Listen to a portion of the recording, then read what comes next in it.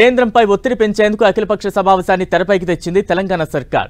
కేంద్రం నుంచి సరైన సహకారం లేకపోవడం, పెండింగ్ నిధుల విడుదల కోసం వ్యూహాత్మకంగా కాంగ్రెస్ అడుగులు వేస్తోంది. బీజేపీ నేతలను కూడా ఇందులో భాగస్వామ్యం చేసేందుకు కాంగ్రెస్ ఎత్తుగడలు వేస్తోంది.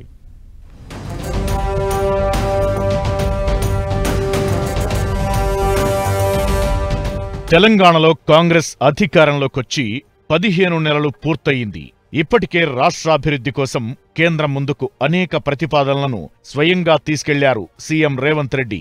తాజాగా తనను కలిసిన సందర్భంలో ప్రధాని మోదీ కూడా రేవంత్ రెడ్డికి కౌంటర్ ఇచ్చినంత పనిచేశారన్న ప్రచారం జరుగుతోంది.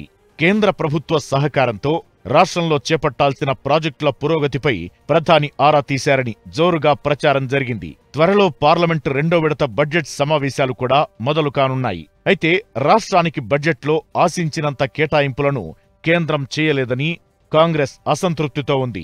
దీంతో రాష్ట్రాభివృద్ధి విషయంలో కేంద్ర సహకారం పొందేందుకు వ్యూహాలను సిద్ధం చేస్తోంది కాంగ్రెస్ సర్కార్.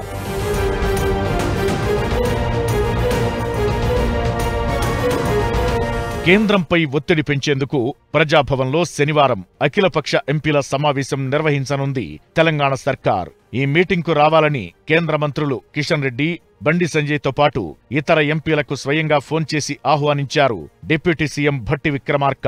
ఈ సమావేశంలో కీలక అంశాలు చర్చకు వచ్చే అవకాశం కనిపిస్తోంది.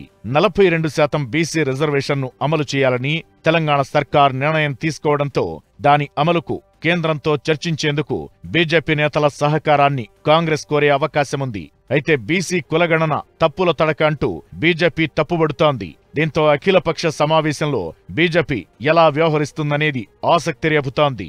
మరోవైపు రాష్ట్రం చేపట్టిన కీలక ప్రాజెక్టులైన మూసీ సుందరీకరణ, ఫ్యూచర్ సిటీ, మెట్రో రైల్ విస్తరణ వంటి అంశాల్లో కూడా కేంద్రం స్పందించడం లేదని ఇటీవల సీఎం రేవంత్ రెడ్డి బహిరంగ ఆరోపణలు చేశారు. ఈ అంశాల్లో కేంద్ర మంత్రులు సహకరించాలని ఈ మీటింగ్లో కాంగ్రెస్ నేతలు కోరే అవకాశం కనిపిస్తోంది. ఇక లోక్సభ స్థానాల పునర్విభజనలో రాష్ట్రానికి అన్యాయం జరగకుండా అనుసరించాల్సిన వ్యూహాలపై ఈ భేటీలో చర్చించే ఛాన్స్ ఉంది. ఈ భేటీకి సీఎం రేవంత్ రెడ్డి కూడా హాజరు కానున్నారు.